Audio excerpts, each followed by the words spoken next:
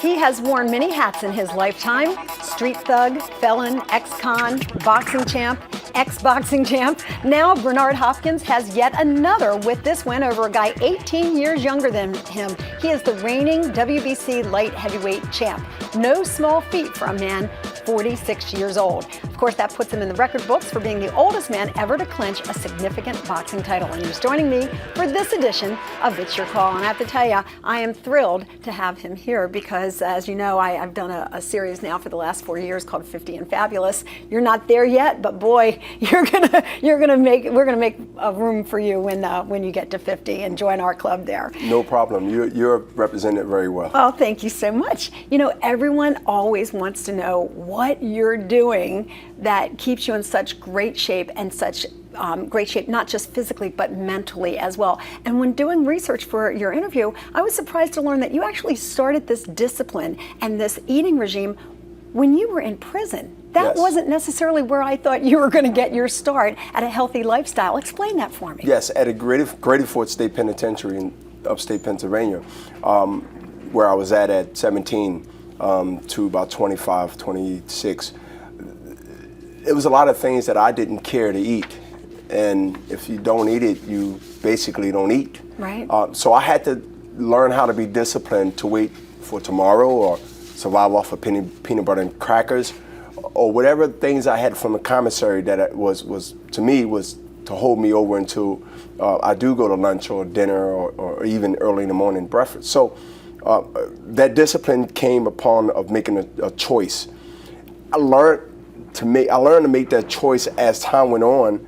And then when I was released back to society, it was a thing where now it became sort of a lifestyle for me without even knowing it, you know, because boxing hadn't really started for me in 1988 right. until 89 really in 90 and here we are. But it became sort of easy for me without me planning for it. It was a thing where I'm not eating this, I'm not eating that. You look at the menu for the Mondays to Sundays, which they had the weekend already scheduled. Right. I'm not going here, I'm not going there, I'm not going Tuesday, I'm not going Wednesday, I'm going Thursday, I'm going Friday. But I had to have some replacements in between the times I didn't eat. And of course, your physical regimen is amazing, and you've been able to maintain, this body for all of these years. And I don't say it in a way where I'm saying this body like, oh wow, but it is it's a piece of machinery for you. I mean, it is your livelihood. So Right. You've had to overcome injury, and you've had to overcome, the beatings that have come along, even with your victories, and maintain this body so it can continue to work for you. You say rest is one of the key ingredients to recovery to be able to do what you do. Yes, because rest is so important to be able to rejuvenate yourself from mental to the physical. Because think about it, the life candle that burns on us, it's going to burn whether we like it or not. When you light the other end, that's your lifestyle that you live. If it's good, one is burning, the life that's been given to you.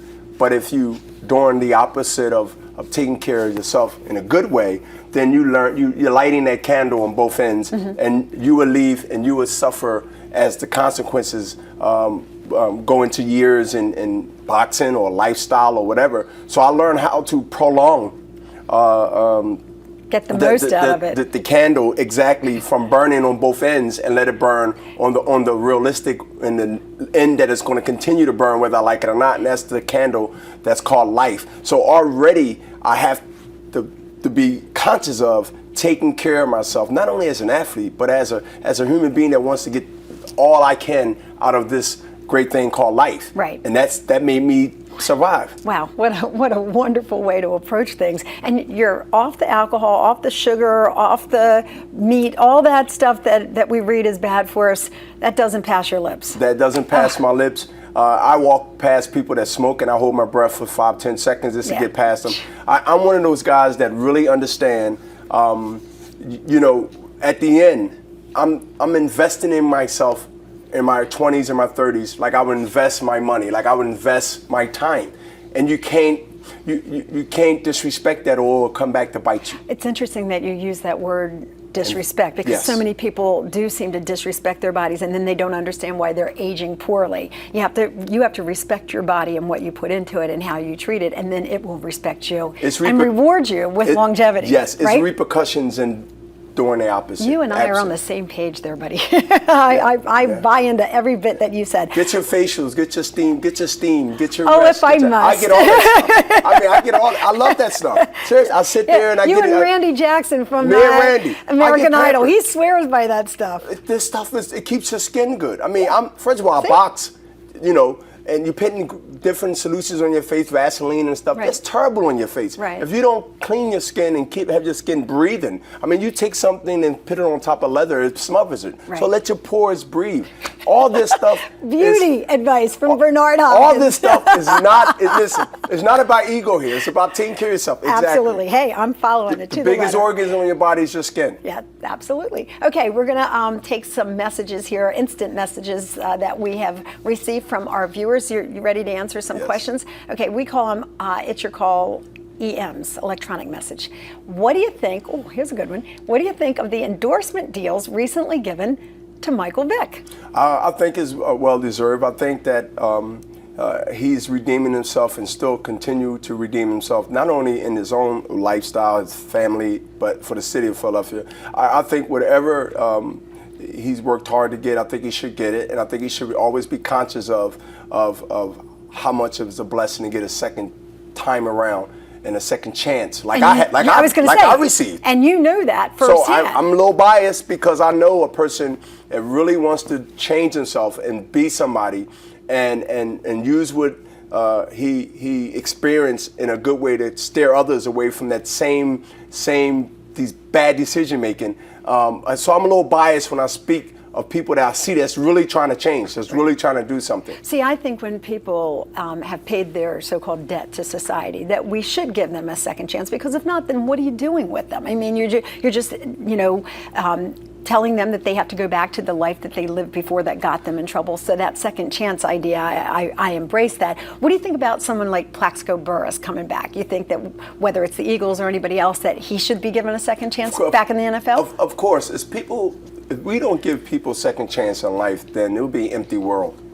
And I think that, when a person pays his debt to society, and society has said he's paid his debt by releasing an individual or persons, you're already saying that, hey, whether we like it or not, he's coming out. Now, what do we want out of this person? What do we expect out of this person? A, to be a good citizen, to not rob, to not steal, to not do anything, to not shoot yourself, to not shoot anybody else.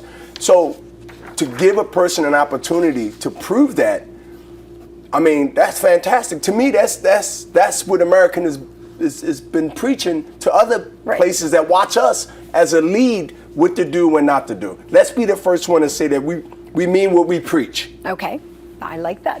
I'm just enjoying this conversation enormously. Let's go back to the telephone lines, because we have Torian joining us, and Torian has a question for you. Hey, Torian, how are you? Hey, how you doing today? I'm good, thank you. You have a question or a comment for Bernard?